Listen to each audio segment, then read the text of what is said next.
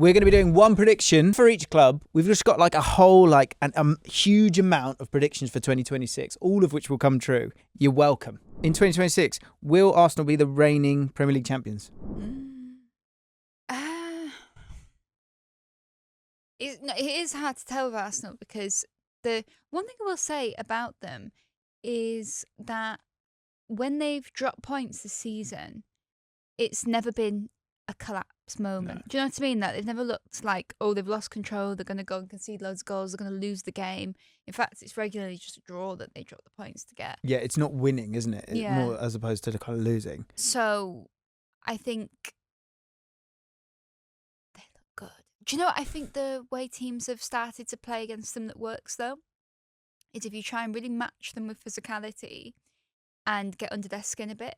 Because I think the superpower of Arsenal is that they've got all these really talented footballers, but they've massively bought into like dying for the shirt on the pitch, and the way that they sort of like galvanise each other, the way they celebrate together when they win a tackle, the way that they celebrate when they track back, like they'll like punch each other. Do you know what I mean? Do you know what I mean? Like they'll be like, yeah, go on, guys. Come here. And so you like they're not letting off. Like you look at Rice, he epitomises that, just the way that he's just constant movement, and it means just as much to him to offer that than it does to go and do a goal scoring action. But my point is, maybe you could get under their skin that the fact that they're so passionate and committed to being physical and being all over the place. You could tip it over. You could sort of, do what Chelsea did. There was a lot of yellow cards in that game for a reason, because you're sort of matching them physically, you're getting under their skin, you're tapping into this sort of passion that they've got, and you're almost tipping the balance slightly wrong, in the wrong way, where you're sort of asking them to commit to tackles. You're committing to tackles, you're breaking the game up.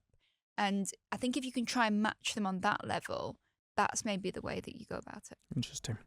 A couple of predictions. Some people might think that they could they do the treble this year? Here's a couple I've got. I've got quite a few. One was chucking at it. Declan Rice, could he win the Ballon d'Or? So they win the league. Because in a World Cup year, you've got a great opportunity. If you can win the major tournament and win your domestic league and you're player of the season for that team, you're flying. I think in a similar sense to like a Gerrard, this is a player that you would not be surprised if they won multiple player of the team, maybe even player of the league. But Ballon d'Or, I don't think that's a good point. Player there's not going to be enough moments close to when the Ballon d'Or is towards the end, those pivotal moments in finals and stuff where I feel like... Yeah. Is he sort of, it's like in the Kante mould, I guess, a little bit. So like Kante was like outrageous in that Champions League run. But could you ever see him winning a Ballon d'Or? Yeah. The last player who did that was probably Nedved. Who has a winning... Like, Rodri obviously won it, but different, kind of a different... Modric? Yeah. But I think with Rice, it's more like... is that what you mean by the Gerrard? Like the sort of bombing up and down kind of player? I feel like the club accepts, and even a whole league would accept that across an entire season, week in, week out, you've got a player that actually his influence on his team winning is so high. Whereas with the Ballon d'Or, it's those silky moments and those, towards the end of a season that seems to be reflected massively into it. And there is a type of player that they go for. It does feel like there's a leaning towards Champions League, understandably as well. So you kind of need to win the Champions League. My prediction is this: Arsenal will not win the Champions League. Heard it here first. Why? I think because I think they want the league.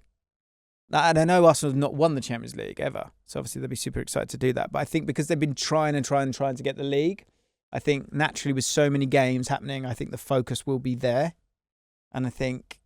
Do you think the way they might blink though, when it comes actually... Probably suits cup competitions. I was going to say, do you know, all like the European teams, even like the top ones like Bayern, when they beat Bayern, their blend of movement as well as talent, it's almost like...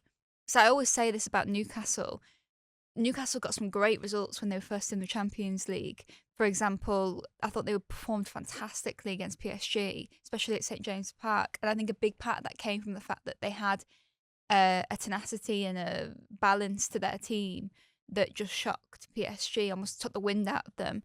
Arsenal have got that, and they've also just got an incredible team. So I feel like there's not actually a team in Europe that I could picture just destroying getting a big win against them. I think the one thing I think over a league format, because they're not, and you can pick this apart, so feel free to. I just feel like there might be another moment where they need goals and the goals aren't coming. Like it was one of those days where you're not getting it from the set piece, and so it's not kind of coming otherwise. That's my that's what I'm chucking out there. I just think they want the league so bad. I think that they might blink. Here is a it's not a prediction, but if Arsenal bottle the league, is it bottling? 5 points clear now? Not yet. No. Oh, and we've always had this debate about are they in a title race or not. Are they this time they're in the title race? They're in the title race. Okay. If they don't win the league, it will be categorised as one of the ugliest bottles ever, just because their last 4 games are Fulham, West Ham, Burnley, Palace. So on that final 4 games, and it's always the way, isn't it? When you're getting closer and closer, even though those games look possibly easier, they just start to feel bigger and bigger and bigger. Yeah. I think that the chat around Arsenal will be really, really ugly if they don't get the job done, because Fulham will be inevitably mid-table. West Ham could quite easily be mid-table. Burnley might already be relegated, I guess, or battling, or maybe free. And then Palace will probably be mid-table as well. Like, that won't look good if they get to that position and don't get it done. That's more of a just so you know, to get yourselves ready, guys. And last one on Arsenal. Saka will score the winning goal to clinch the title. Heard it here first. You think? It feels destined that. Feels destined that. The only thing, with Eze and the whole let it all work out thing, for him to score the winning goal, star, wasn't he?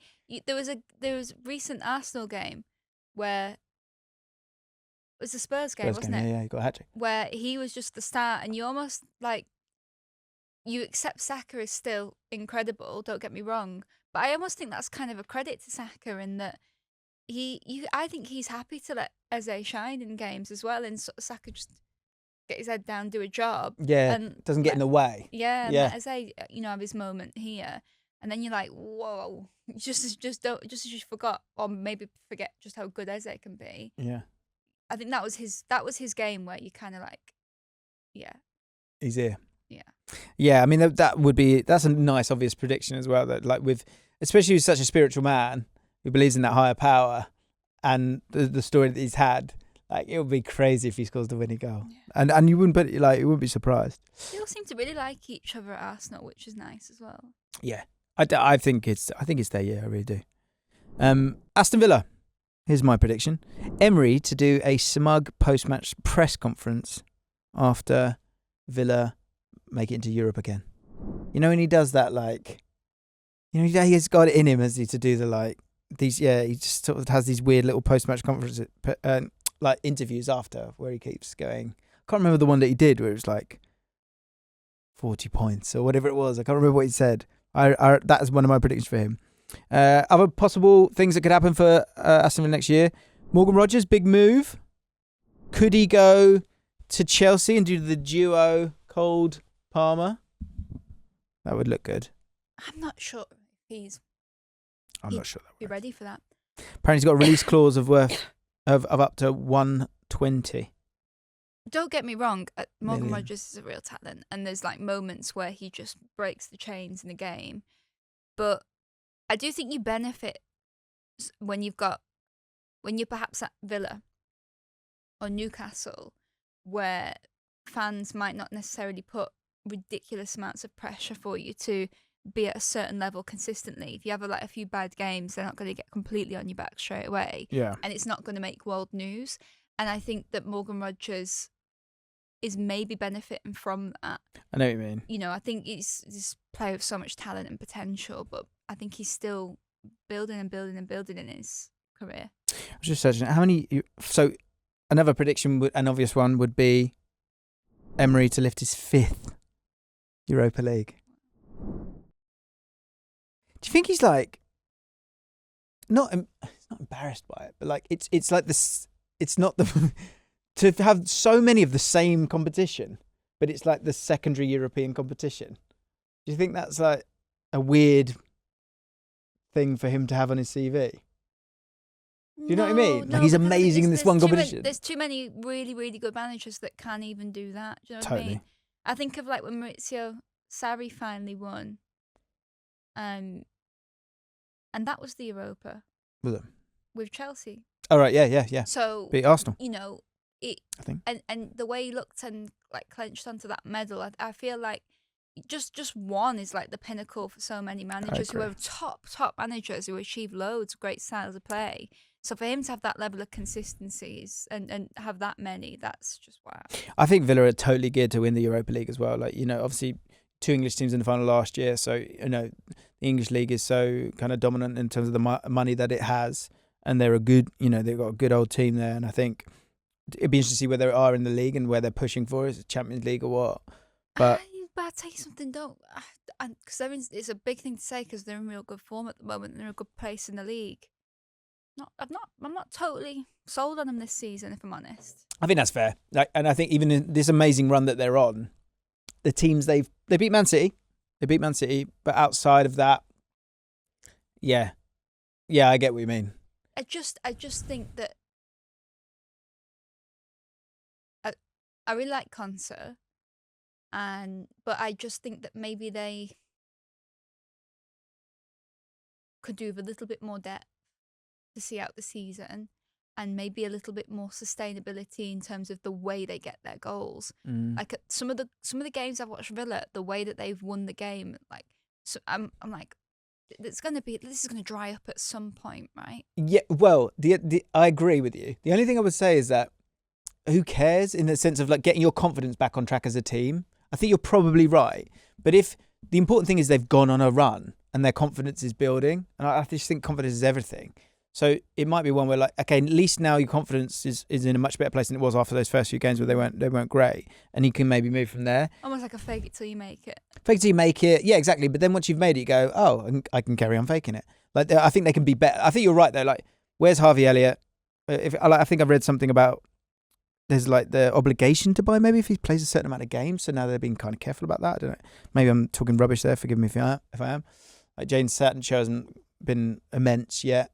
And then what you're getting with McGinn. I guess Morgan Rogers is that element of creativity. Tielemans and Kamara, like, if the more there's been a few injuries here and there with those two, the more they're playing games, the better they'll be in terms of Tielemans moving the ball forward. And Watkins has been a bit off. So I get what you mean. I can't really figure out their 11 or Newcastle's 11 because both teams are like can beat anyone. But I don't wholeheartedly trust either of them either. Does that make sense? So yeah, that's my Villa one. Bournemouth. My prediction is for Semenyo to be playing for another club in 2026. Feels like if there's going to be a big January move and an early one, there's a lot of chat about him. Do you think Iraola, and I'm going to ask this about a couple of people, do you think Iraola will be there in 2027? Because what I've heard about, let's say, like Slot, and people going, do you get rid of him or not, whatever. One of the reasons to keep him, some people are saying, is that there doesn't feel like there's a fitting manager to come in, apart from obviously a bit of chat with Alonso. Iraola sort of seems top of the list otherwise. So I would imagine there's going to be an opportunity there that's just too good to turn down for him. I think the way he sort of transitioned Bournemouth through the players that they lost in the summer as well and gone again, his stocks have risen even more. It's been about him, yeah. With Semenyo, can you predict where he will go? I think Spurs and Liverpool both are heavily linked. I'll just check if there's anyone else. Liverpool's interesting. You like it? You like it? Or is it being silly adding yet another one to the mix? But I suppose if Gakpo was going the other way. We're going somewhere, yeah. Oh, no. I thought I was going to say Arsenal chasing him. A Man City target as well. Interesting. I'd really like to see him at Spurs. He might get kind of like Flav said the other day, he said, we can take any player and make him look average. But I do feel, the thing I would say about Semenyo, which is more like, you know, it's like Kirkes, right? Kirkes had a great season and he's gone and something doesn't totally feel right. I would put Semenyo more in a category of like an Mbomo or a Cunha, where like, yes, okay, you're making the jump to a more pressured situation, but he knows the league and he knows he's good in the league, and like he's had a good couple of seasons now where he's been really, really good. Maybe Kirk is the wrong example there, but I think in the summer I wasn't totally sure on Semenyo moving, and I thought that might be too much, maybe too early. But he's been so good this year. So good this year. Like, if he can keep that same sort of state of mind. Depending on what Barcelona decide to do and what happens with Rashford, he's... Barca. I'd love to see that. Heard it here first. If they wanted someone, if the whole point is that they want someone who's a bit different, who's a bit more direct. I'd love to see in that. A team that's Semenyo to Barcelona. Imagine. Class. He'd do great at Liverpool because you could put him on both sides. You just attack. I think I could see him at Liverpool. Brentford. I asked my mate Adam Webber, who's a Brentford fan, for a prediction. He said he put forward these two. He said they will in 2026. Brentford will receive an enormous bid for Coyote from Liverpool. Apparently. Another prediction is that a Brentford striker will lead the line for Brazil in the World Cup. Thiago. Thiago, yeah. He's scoring a lot of goals, but he's scoring a lot of penalties, isn't it? Yeah. I think 4 of his last 6 have been penalties. Yeah, I think 5 of his whole total are. He's a funny one as well because he's like a big old lump. And I can't see that. I can see that in a Brazil squad. I can't see it in the starting lineup. Yeah. That makes sense. It'd be great to see about this. That is so mad to me. A Brentford player playing for Brazil in the World Cup. But I love it. I reckon he might make the squad, but I can't see him starting. Coyote to Liverpool is an interesting one because obviously we've done a whole pod talking about the situation. Right back situation is one of the issues. He's got great energy about him, and he's got a very long throw, which is on vogue at the moment. So it's a good prediction. Brighton. Okay, here's my prediction for Brighton. Brighton will sign a player before the World Cup even happens, who then goes on to have to shine in the tournament. Most likely an Ecuadorian. I also said another prediction is that Brighton will bring in over 100 million in player sales in the summer. Because when I was going through the squad, where Brighton at the moment? Brighton 5th at the moment. 2 points off. So third. who are these players that are going to go? I think Van Hecker is one. I think Minter, people might be sniffing around. Baleba, although he's struggling a bit this year. Minter might be more likely to stay. If I was just purely looking at like the way they are on the pitch when there's noise around them, I feel like maybe Matoma might be more likely to go than Minter. Yeah. I could be wrong. He's 28, Matoma.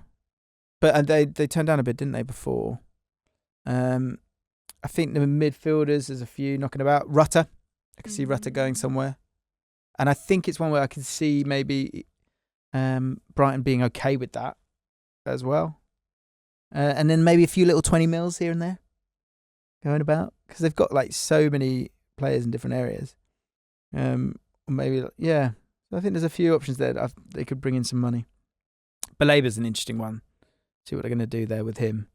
How much are they going to try and get for him? 21 years old. His contract is up in 2028. So now's the time. But Van Hecker, I think I could see Van Hecker, a few people going for him. I guess how much are you going to get for a centre-back? So it might be tight. That's my prediction. I'd still be patient with Baleba. If I was a club looking at him. Because he's going to cost loads if you get him now. If you get patient him as in don't 1 year, don't 2 buy. year. Yeah. Yeah. Just carry on letting him develop. Yeah. Burnley. My prediction for Burnley is Sean Dyche to return as Burnley manager by the end of 2026. Now, all of these are a bit tongue-in-cheek, okay? We're just having some fun. But I was thinking Sean Dyche could do like a solid job at Forest, like not hurt his reputation at all, but something happens. There's some kind of upset, and he goes. Burnley either stay up and struggle or go down and need someone. And so Dyche is not one where it's like, oh, we don't go back to that because we've moved on from that. It's actually one where look, he actually did a really good job at Nottingham Forest. This is a good person that we can bring in, and so he goes back. He leaves Forest. He'll get it'll end at Forest, and then by the end of before January 1st, 2027, he's back at Burnley, sipping in his pub that's named after him. I don't know. I feel like it's that chapter in his life's over. Yeah, not having it. If I was him, I'd keep striving to do other things. I think it's a great job for him, that Forest one, because I think you can tell he's buzzing to be there. Yeah. Didn't get to make it as a player, and so he's just happy to have the badge on his chest. And I'd be interested to see how that group responds to him. I think they'll like him overall. Just needs to kind of keep it moving. And it's interesting to see how the football continues to evolve, and if it gets to one where it's fun because you've got talent, but you've got the Dyche way, so it's sort of got a bit of muscle to it as well as letting players play, or if it kind of gets to a point where it feels like Forest fans feel like they've got exciting players that are being stifled a little bit. Interesting balance. It's been a weird year for Forest. Yeah. There's all the change. Chelsea. My prediction is that there will be calls for Reece James to play midfield for England, causing lots of content. He put a shift in, didn't he? In Arsenal. I didn't know he had it in him, but then when he does it, you go, of course he has. If you know what I mean. I didn't expect. We were doing the game, and I was going, how long does he normally play? Because what are you going to do here? Because that midfield all of a sudden looked. I was sort of wary of that midfield being able to cover the ground against obviously a good Arsenal team, very good Arsenal team, that were going to sort of move from side to side and put the pressure on. And the way that he was able to win the ball, drive with the ball, body players, get up and down. He was driving the team forward, passing. It was so good to see, wasn't it? I think with him, where Tuchel's got himself such a good option there is that he can take him along and he can play wing back, he could play centre back, he could play midfield. Yeah. Be interesting to see if there's any kind of exploration with that of, do you want to have a little look with him in midfield? I think he's got something really nice going, hasn't he? And he's got so many midfielders, so let him be that right back. But if there was a world where somehow you want to get Livramento and have that energy, I think in certain games there's something to be said about that. Maybe not in teams that got low block. I think you can just let him be at right back and put great crosses and passes in. My other prediction is that Chelsea will finish with over 10 red cards this season. Currently on 6. I don't know what the record is. And also Chelsea to make the Champions League semi-finals. Because I think the league will.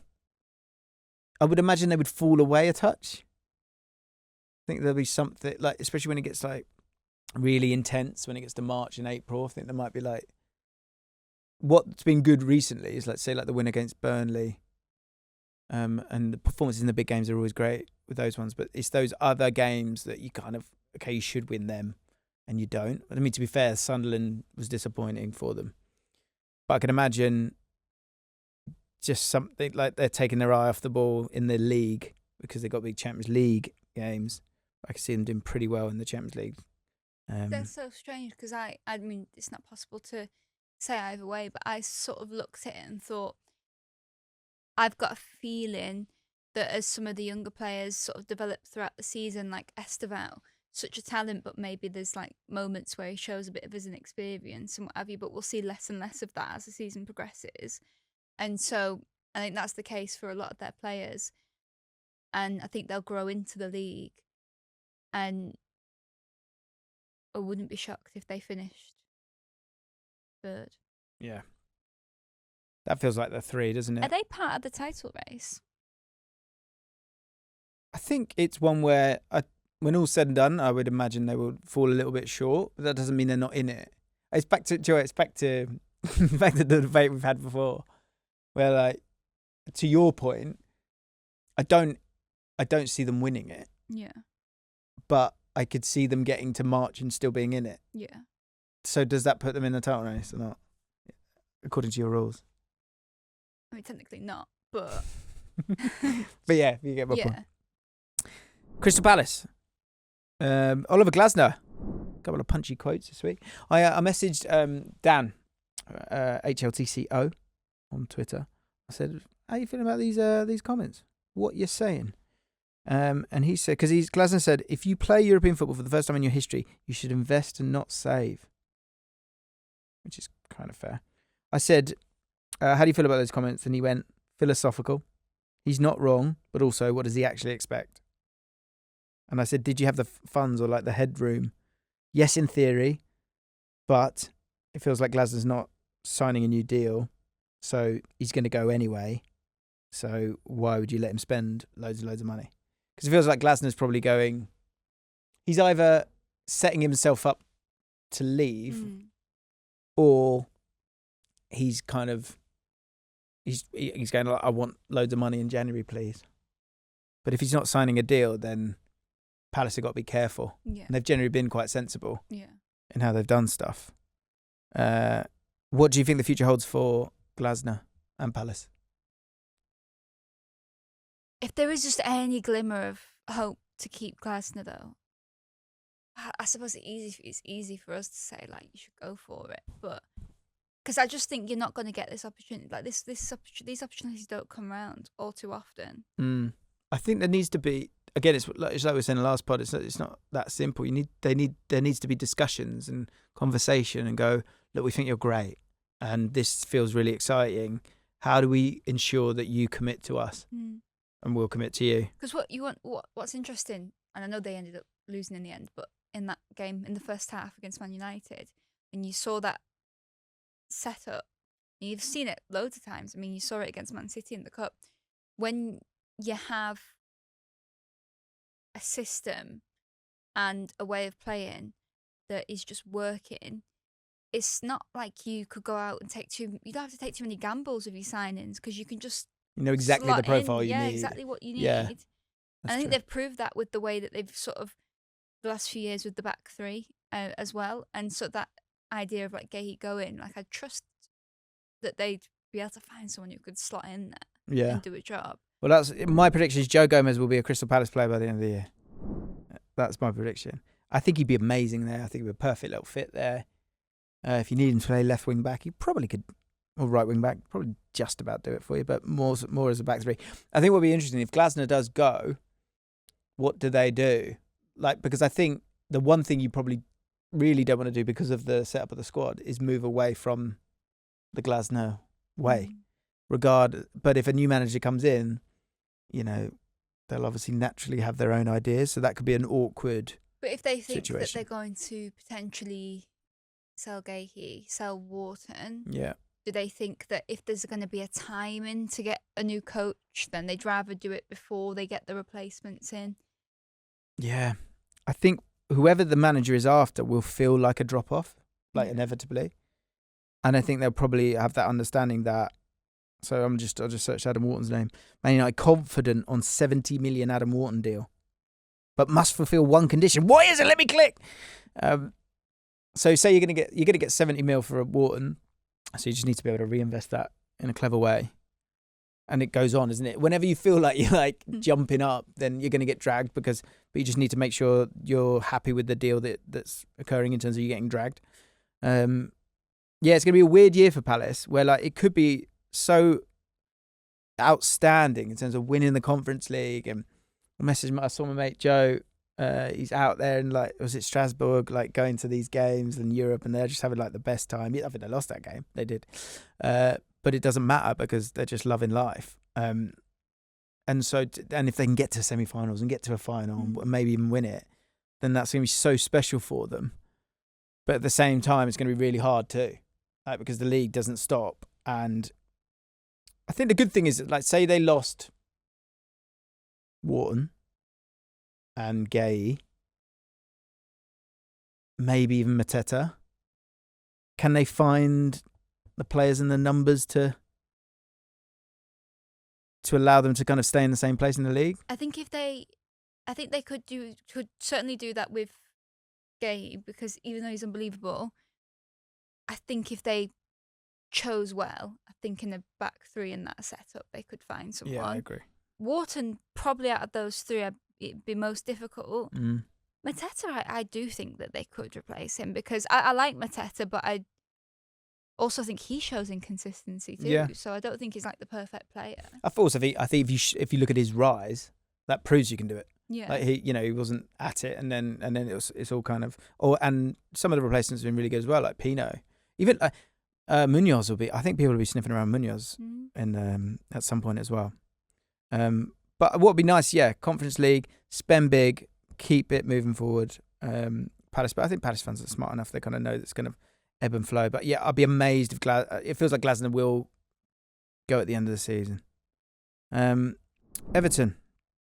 Kai said, big Everton fan, who's been he did this. Everton went above Liverpool in the league. I don't know if you saw that. And he does his dancing. He's doing his dancing, yeah. And and then obviously they fell off a cliff at the weekend. So, and apparently his TikTok for one of the dances, the views went spiked after they were because all the Liverpool fans were coming back. His prediction for next year is that Richarlison and Silva to return. Interesting. I think it's an interesting year for Silva, Marco Silva. Not signed a contract yet. We'll see what he wants to do. There are rumblings with David Moyes, it seems like, for Everton, from Everton fans. I wonder if there'll be that similar thing of West Ham kind of wanting to want a more forward-thinking manager, but David Moyes not really wanting to go. I can see the same thing happening at the end of this year. They've built, to be fair, some of the signings they've made, they're building. Yeah. I think Everton fans probably want a bit more from them so far. Because I think it is a good. I like some of the I like the recruitment. I really like the recruitment. Richarlison feels destined to go back there, in my opinion. Silva less so. I'm not sure I'm having that one. Fulham. My prediction: Marco Silva to take over at Tottenham. Okay. Josh King to be linked with a top 6 club and probably move. Those are my 2 predictions. I don't know though, because he's really enjoying himself at Fulham. He's getting great amount of minutes. Josh King, yeah. Yeah, it's sorry, I about Silva. It's a good environment, and maybe I don't know. I feel like it's a nice, settled, positive environment for him. When he made that mistake, and Iwobi comes running over to him and what have you. I'm always a big advocate of just not rushing in sometimes. Yeah. Not running before you walk. Yeah, I think the fact he's getting the minutes is great. I just think the link will come. At the very least, the link will come because I think he's been just so impressive. You know, if you're that age and you're getting minutes, like you say, people are going to start having a look. And I've been really impressed. Leeds. I was sort of struggling a little bit here for a prediction for Leeds. The one thing I did chuck out there is a bit lazy. Apologise in advance, but it could happen. 3 managers in a season. So you think that? Because do you think? I won't lie to you, and I hate to say this because it just feels like such a ruthless thing to say. I am surprised that Farke is still there. I think, do you know what? I think I totally understand the frustration that Leeds fans are having with him, but in the same breath, I can't help but feel like they're really trying. Like they're not. It's a kind of quality thing, and there's an element of risk in it as well, where you've gone and got Dominic Calvert-Lewin, which makes sense. But he's not rejuvenated himself. Like the goals aren't flowing, and that's what's really hurting Leeds.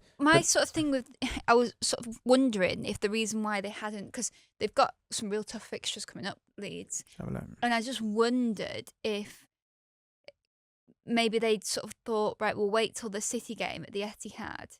And maybe they thought that they might lose by quite some margin in that game, and then you can, that's a good time to sort of call it a day. Yeah. But then, funnily enough, Calvert-Lewin, who I agree with you, he was actually really good in that game, and obviously it was a lot closer. I think it's like the 91st minute that Foden scored. So that sort of didn't really go to plan. Brendan Rodgers is looking like the dude. Yeah, I think that's a good prediction. And I think it will that would excite Leeds fans, and I think the players as well. Like they've lost 6 out of 7. I just think as well, Farke, his especially in the Premier League when you want there to be a bit of you want to galvanise those players. I just don't think he shows enough personality, enough like bite, and I think you need that with Leeds United. Yeah, the team as well. I think he's gone down this route of being like, let's get some big lads in, let's be sturdy, and I think that's keeping them in games. But you can see by the amount of goals that they're scoring, it's not enough. Like the second least in the league, obviously only behind Wolves, and like you need just a bit more spark in there, and you're just not kind of seeing that. And that's a personnel thing, but it's your team. And I think with January around the corner as well, yeah. Plus, I think if they're going to stay up, they've got to get Ellen Road rocking. They've got to get it going. And I won't lie to you, this is hard to cut. To be fair, I'm actually going to Ellen Road tomorrow to watch Leeds v Chelsea, so I'll be able to see it for myself. But from hearing it on the telly, which I know it's not the same thing, I'm like, oh, you could do better than this Leeds. But I suppose if they don't think they've got anything to it's funny you say that. The Everton game, I remember I could hear it, and Troy actually was on the pod after that, the day after, and I said it was rocking, was it? And he was like, yeah. Like, and I was like, I could hear it on the telly. Mm. So you're right, like they have that in them, and that feels a bit cliche, but it's true as well. Like Nedum sat there and said, you got to win to stay. A big part of it is if you're not going to win games, when you do win games, win them at home, because the whole fan base gets to like drink those in, and they're thirsty. So yeah, I agree with you. I think it's a really good point. Brendan Rodgers would be a good fit. Brendan Rodgers, would he want it, or would he want to wait for an easier challenge? That's the one thing. Get him in ASAP. Give him the best possible chance. Yeah, with January, right? Yeah. Because I think January they're going to go for strikers, like link with Troy Parrott and a couple of others. So maybe that's a more positive prediction. Brendan Rodgers comes in, keeps them up. But they need to get a striker who comes in and catches fire. Maybe another midfielder. Yeah, more exciting midfielder. Tanaka, I think he offers a bit, but is there someone a bit more spark? He's not really been starting all too many. I don't know if he's recovering from injury. Yeah, he's in and out. I think that's a Barker thing too. Subbed off as well in the game. I think he. I think also if you look around, I reckon there's some of those kind of players, those like techie players that are just sort of hiding. Someone like. I don't know if he could get a game, but like, so you could get Oscar Bob. Probably couldn't, but like, that guy who's like doesn't seem to be your starter. They wanted Harry Wilson, didn't they? Right. In the summer. That would have been a big He's been amazing. Yeah, he's been amazing. Okay. Liverpool. My prediction is that Liverpool will go on an unbeaten run in their final 10 games of the season, securing Champions League football in the process. Do you think that there'll be alleviated pressure from them that will help them, or do you think this is an age-old theory of mine, and Arsenal used to do it all the time, Liverpool used to do it as well before Klopp, where there'd be a lot of expectation going into the season, they kind of like not be able to deal with that because they ultimately weren't kind of good enough or mentally strong enough or whatever it might be, and then the season will kind of like peter out up until about March. And then because of that element of freedom, they just go on a great run. And then the cycle would go round again because they'd finish on a high and everyone go, next year's our year. Did they have something similar to that the season that Alisson scored? The header from... Okay, so with West Brom they beat him. Finished fourth, I think. Yeah, exactly. And I think, loads of teams have done it. That would be my prediction for Liverpool. I think, though, unless, in the next... And it's hard as well because... when you go into this Christmas period, you've got lots and lots of games, so you need to kind of rotate anyway. So in terms of them finding what really works and create, uplifting the chemistry within the team, you can't. It's not sort of, it's relentless with Liverpool all year round, but over the Christmas period, that's going to be difficult. So you probably won't get to that place yet. So there might be ups and downs in terms of the performances and results up until then. It'd be interesting to see, like, sometimes in those Christmas months as well, like, if your squad's just better than other squads because everyone's knackered, you just start winning games. So then maybe they'll figure it out. Other prediction, Joe Gomez to finally score. I think because he's going to go to Palace in the summer. Heard it got first. stocks in Joe Gomez. Big stocks. Yeah, I'm on 20% commission. But I just want to go. For him to leave without scoring just feels wrong. Maybe they get a penalty near the end and they've got nothing to play for in the season. They go on, Joe. Pop that in. That would be nice. Manchester City. Rodri to leave in the summer? That's not my prediction. It's just a question mark. I don't think that will happen. No, I don't. I think he's still young enough. Obviously, he's struggling with the injuries. I'm also not sure who'd buy him. I wonder as well, you can imagine Rodri, here's a prediction like way into the future. Rodri to become Manchester City manager. Can see that. Here's my prediction. The second 2 weeks of April will define Man City's season. So on the 11th of April, they've got Chelsea. In between, they've got the second leg of the quarterfinal of Champions League. And on the 18th, they've got Arsenal. Yeah. Big old week. The thing with Man City, and no one really believes in them as title challengers, is they're 5 points off at the time of recording. And, is that right? Yeah. And one thing we know about Man City is that they start to sort of cook from Feb, don't they? So, yeah, where do you stand on Man City? Because obviously everyone's loving a bit of Arsenal right now. But I think it's the least it's been in their hands though of all the seasons. Do you know what I mean? Like in the sense that they're going to really need Arsenal to slip up. Do you think? Yeah, I think the form that the way that Arsenal are going at the moment, they've just got to focus on picking up as many points in the next 2 months as possible. Arsenal should just sort of try and forget the rest of the season. Just look at the next 2 months in front of them, try their best to give themselves the best possible chance, and then deal with that when it comes. There's going to be some period where there's oh no, Yeah. there's a wince, there's a panic. There's like a peak and a trough to City in terms of their vulnerability at the back and the fact that they, in a game could comfortably concede 2 goals plus and could be winning but still drop points in a game that just doesn't exist of Arsenal. And at that moment, they've just got to make the most of that Arsenal. Yeah, you're right. Because it could just change like that, as Yeah. you say. They could just lock it up, couldn't they, at the back? I mean, that's the thing with Rodri. You kind of go, and Pep does this every year. Some player just sort of goes off. We don't see him for a bit, and then they come back in February and then they're unreal. So I would not be surprised if they just focus on that. Go, look, let's get Nico Gonzalez some lots and lots of minutes, and he's looking great. He's looking great. I think Nunes is actually looking Yeah, really it's good. looking solid there. O'Reilly's looking really So good. good. Docu's looking unreal. Yeah, I know, absolutely. Yeah. It's just defensively, like you say, they seems like you can get at them in transition still. One must beware, Man City. Would not be surprised.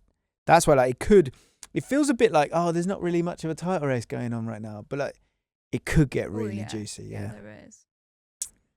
Who do you think will win the league? Do you think Arsenal do it? Everything points towards them. I've just got this lingering thing with City. Yeah. I literally read my mind. I totally agree. I think I think you naturally think about attacks over defences, and that makes me, on occasion, a touch more nervous about Arsenal because it's not as ballery. If that makes sense. Because they got Foden and Cherky and Doku and Haaland, whereas Arsenal, that doesn't feel like it lives up, right? A combined 11 would be that all of the back, it'd be interesting. Combined 11 would be so many defensive players from Arsenal, and then so many attacking players probably, aside from Saka. I don't know. I don't know because I feel like Haaland really stands out in that team. Yeah, but so that's what I mean. The Man City attackers, you'd be. So I mean, as in Oh, only Haaland. You go. I should do it quickly. So you got Raya or Donnarumma. Tight, isn't it? Right. Yeah. I'd pick Raya. Yeah. Timber. Again, they do different things, but Timber over Nunes. Timber. The 2 Arsenal centre backs. I think I can't split them. Left back. You could, if you want to. I think you could chuck out Nico O'Reilly from a hipster point of view, but you could. But I do think Calafiori. Yeah, but I mean, I guess 2 centre backs for City are good, but you can't split the 2 Arsenal away. So let's say, what are you saying, Calafiori? Personally. Okay, so you got a whole Arsenal back 5, midfield. You've got to put Rice in there. Yeah. Zubimendi has been. I think I mean, Rodri, if he's good. fit and firing, I think you still pick Rodri. Yeah, but this is not. This is this season, right? Yeah. Yeah, no, so fair enough. Yeah, like at the time of recording, I think you probably do that because he's not fit. It's not fit and firing. And then you guess you got... Nico Gonzalez is sad to miss out there. Definitely. Yeah. And then I think you go Doku on the left. Hang on a second. So we've got Rice, Zubimendi, and... Yeah, well, I was going to work my way along there Okay. because I was thinking, so if you go Doku, right? Yep. On the right, you go Saka. Yep. So then in the middle, you've got, it's Eze or Foden or Cherky. I guess, yeah. So it's up for grabs there. Yeah. And then Haaland obviously wins. Yeah. So there's more Arsenal now you think about it. But you're giving it to Arsenal based on the collective as opposed to maybe the individual. Perhaps. Like, Maybe. I mean, a great example of that is probably the back line. Yeah. In that it just looks like they've got a whole field of centre backs when they're on the pitch, like how imposing they are and the way they are. So, yeah. I think that, like you say, it's the way that they're all collectively, that all as individuals really good, but it's like the collective when they come together. I guess it comes back to like, how many goals will City score? 2, 3, but they're far more likely to give you a goal. And that's why I think Arsenal will win it, because they're just defence is just imperious.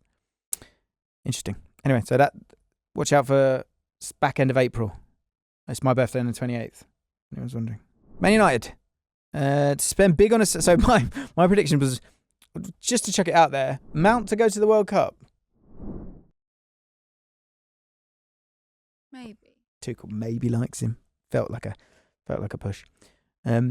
Second time I'm going to ask this: will Amorim make it to 2027? I think last time we chatted, they were in the mire. Do you know what it is? There's no denying that they've actually picked up form, and if you look at their last sort of like 10 games or so, it's not been too bad. It doesn't look bad. Better, yeah. But you know what?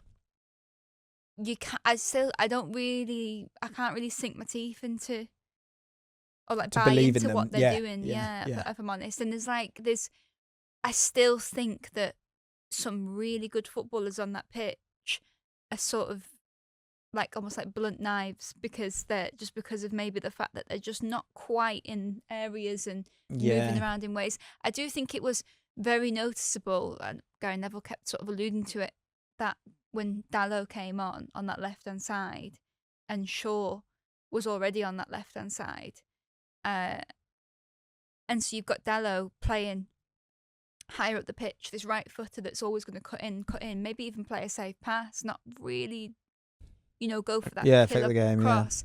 And you've got Shaw behind him, who's this player who's really capable of being a higher up left wing back and getting crosses in, but he wasn't really getting up the pitch or doing that. And you sort of think, right, okay, well, is that him? Does he need to use his initiative, or is he really just strictly following what he's being told? Yeah.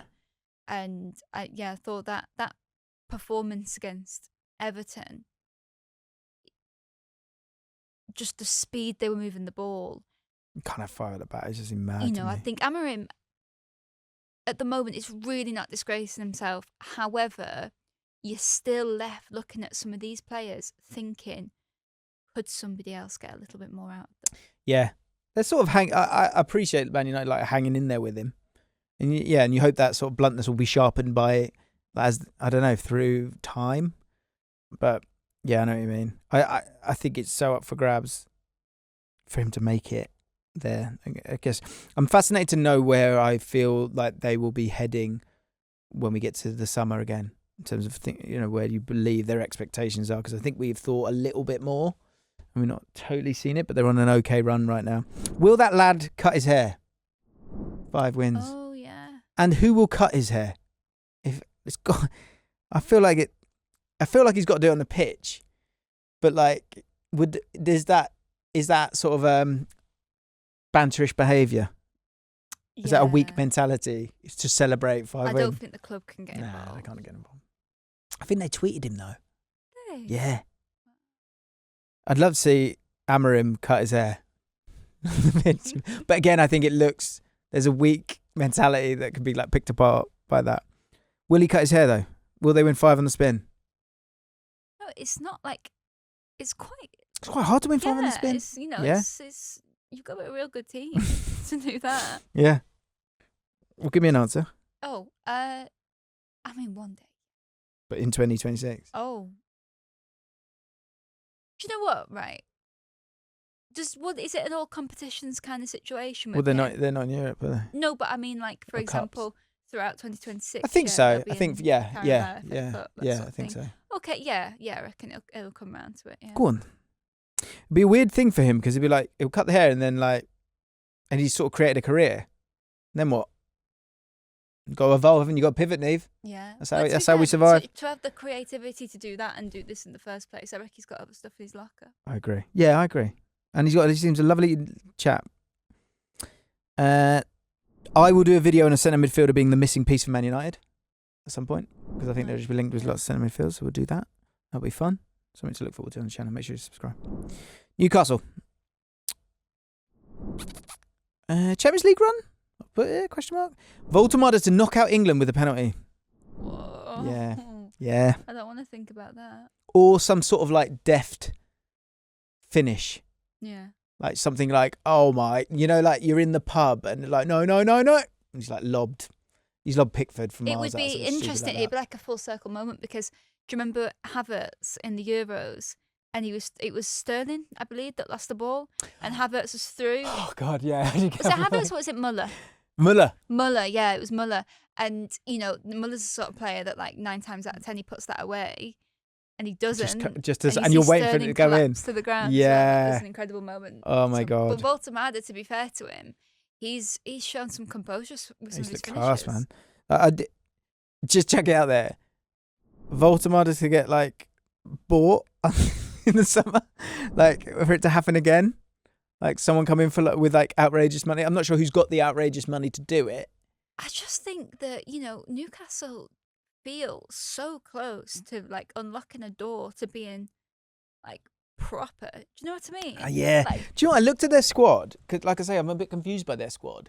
But you look at the squad and you've got lots of 26, 27, 28-year-olds. So they're not. I was going to put this prediction for they need to evolve and there needs to be a big change. But there's this, Bruno's got a few years, Tonali's got a few years, Livermento's young, Hall's young. You got Chow's come in now, he's younger. Botman's not old. Yeah. So they're not as I think Dan Burn, Shah, Trippier, that first iteration of players that were good for them. You kind of feel Joelinton's 29, and some people are saying he's it's maybe time to move on there. But Gordon's young, Barnes is young. But yeah, you're right. I can't figure out what they are. And they've got Eddie Howe, who I just add back to the hill. Yeah, totally. He's fantastic. Harvey Barnes to score against England in the World Cup. Apparently he's flirting with Scotland.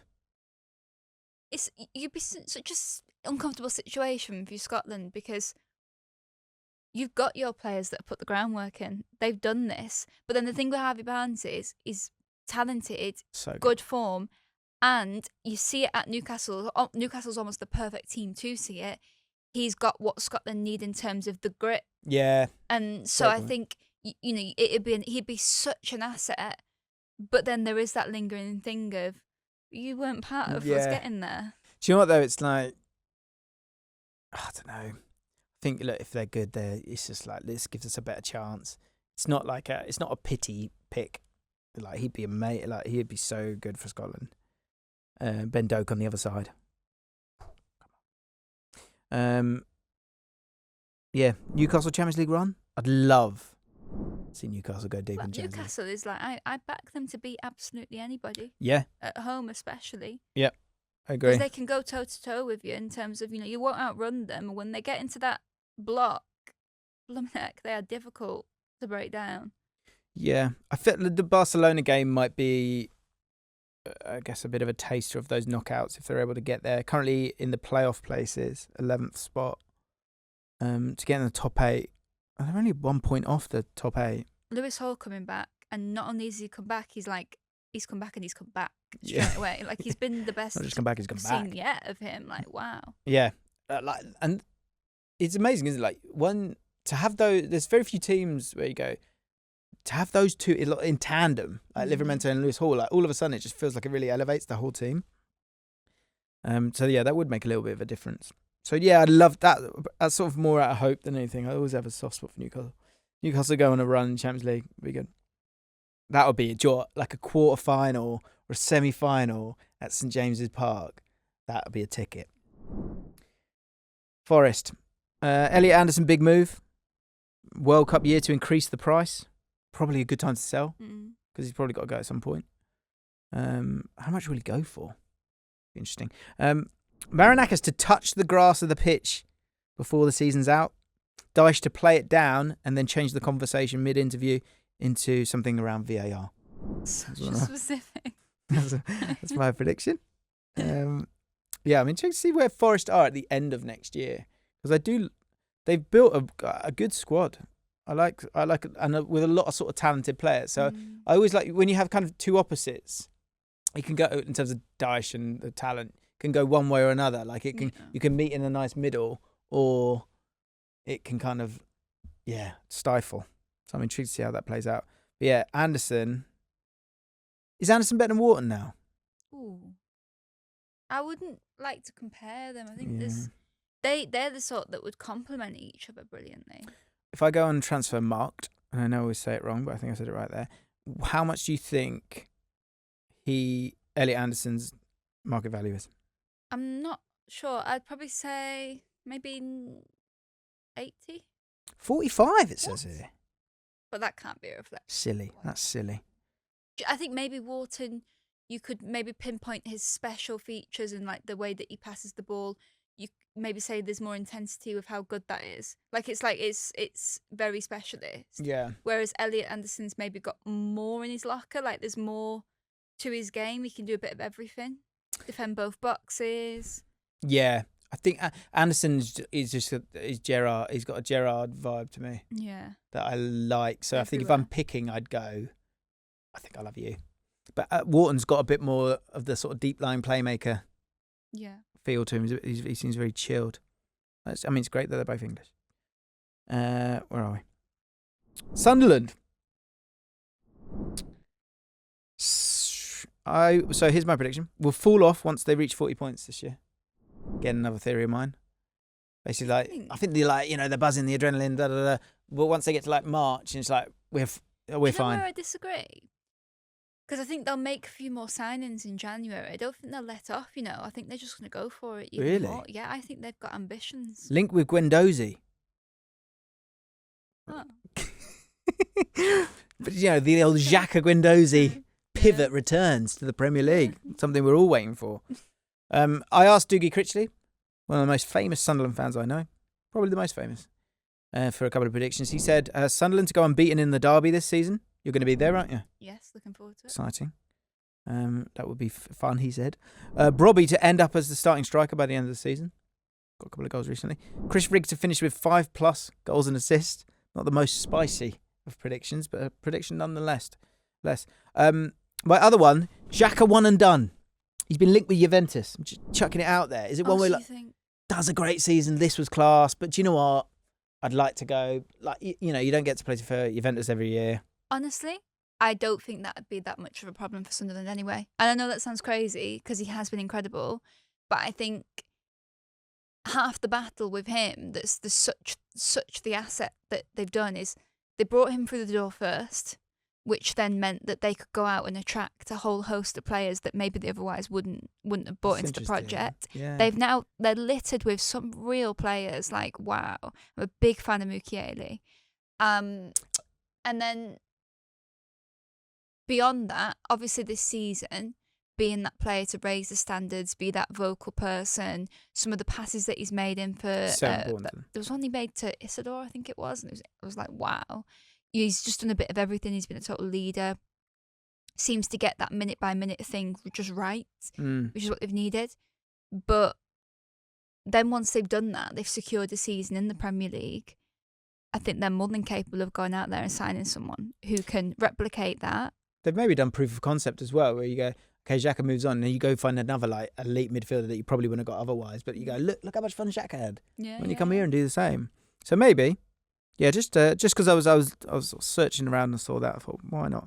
I mean, the other old theory is like they have that great first season and then it's sort of second season syndrome may hit, but hopefully not. And they got a lot of young, exciting players. I guess you still always need that little bit of experience in there, so it'll be interesting to see who goes who sort of would fill the void. Guendouzi maybe. Well, he's not that old, is he? Tottenham, Thomas Frank. Fans are sort of turning on him a bit. Claim that they can't be true fans when they're referring to booing Vicario. Don't totally disagree with him. I don't know. I just don't say it. It's probably an easier life, isn't it? I get it, but I get the overall frustration for Spurs fans. I appreciate that, like 100%. And it's hard because it's like you seem entitled because you're kind of going, you weren't happy with Ange, and then you're not happy with Frank with the performances, and the performances aren't good. Like they're not. Like you want to see a better level of quality when you're spending that kind of money, and it's that much of a nightmare to get to and get back from. But I can't. It was an interesting watch when at half time when all the players sort of got together before they basically all got together and were chatting amongst each other before they went down the tunnel, almost like they seemed to do it in unison, and it was almost like they were having their own team talk. Yeah, having their own team talk before they go in and have the one with Thomas Frank. That was interesting. Yeah, which is kind of a good thing or a bad thing depending how you want to see it. Probably bad. The Tottenham were the youngest team in 2026. Vuskovic, Graham Bergvall, maybe being the future of the double pivot. You got Tell in that team. Got a lot of young players. They will also pick the midfield pocket of a Big Six club. Kobe Mainu, maybe. Jones, maybe. Andre Santos. Maybe try and pinch Lavia. Probably all fans of those clubs are screaming right now. Oscar Bob as well. I think those are the waters that Tottenham are kind of having a little look at, I think. So it'd just be interesting to see who they go for, because I think Arsenal done that really well. Jesus and Zinchenko. I don't think it's the end of the world. Will they have a new manager? Will Thomas Frank survive? It's not looking great at the moment. As I said, I could imagine Silva going there. I think they're looking at Iriola as well. I just don't associate the football I'm watching. I just don't associate it with Spurs. I agree. You know what I mean? Like But Postecoglou was wrong too, wasn't it? Like that wasn't working either. Yeah. So I think, when I watch Spurs, and this is Thomas Frank's job to fix, I think they play too laterally. That's definitely a problem. Like there's not a subtlety, so a lot of players have got the ball with the back to goal, and that slows down an attack. But I also think the players are making stupid mistakes and being really tentative on the ball, and that comes down to Frank needs to kind of help with that and build the chemistry, but I think it is a pressure cooker at Spurs as well. West Ham. Nuno to secure survival for West Ham and then get sacked. Mutually agree to leave. That's from Connor, not from me, from our producer. West Ham to then try and sign a forward-thinking coach, doing the same thing that they've done previously with David Moyes. I think they will stay up. I think it will be closer than you think now. Nuno's the right fit though, isn't he? Yeah, but I'm not sure about. I'm worried about West Ham. Yeah, like you say, it's the same. Regardless of who the manager is, the similar problems kind of remain. It seems. I think they're just about. I mean, someone like Callum Wilson, they've got enough quality there, enough goals there. Jared Bowen. Yeah. Have I done Burnley? We did Burnley. Yeah. And then last up, Wolves. I just like. Will Rob Edwards be in the job in 2027? They're going down, aren't they? Well, maybe Rob Edwards in the Championship's pretty good, so. Yeah. But then the question is, and I want to try and say this in not a disrespectful way, are Wolves going to break the record? Are Wolves going to get less than 11 points? They're on 2 points. They've not won a game. 2 points. Do you know what it is as well? Like, they've only got themselves to blame because they've got a lesser team than they had last year that really struggled. Yeah. And if it wasn't for the fact that the promoted clubs just couldn't hack it, that alleviated so much pressure with so many teams. And I think, West Ham are feeling it, but Wolves are feeling it, is the rising floor of the Premier League. Yeah. As this season's been. When you think of the money Leeds and like all of the newly promoted teams, my prediction for Wolves is that they will be in the bottom on December 31st. They will be in the bottom half of the Championship. Really, you think it's going to be one of those?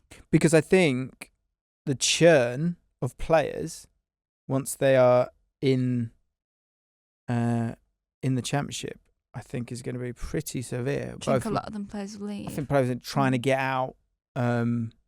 believing that they could play in different leagues. I think it is quite a very multicultural team as well. So from that point of view, I think those players won't be afraid of doing that either. I think there'll be a big churn. A big churn. Feels like it's, like with Southampton and obviously struggling last season, Leicester, similar thing. I think the squad is all over the place, personally. A bit like when Sunderland, when they went down that time, and then they ended up finished bottom of the Championship the next season. Yeah. Straight into League One. And I just, some of the better players I think will go like they always do. And I guess they'll have some money to, invest, but they keep selling the best players. You could have all this money, you sell these players, but you don't even spend it. Exactly. What's the And point? that's why they're going down. Right. Thank you, Neve. Great job.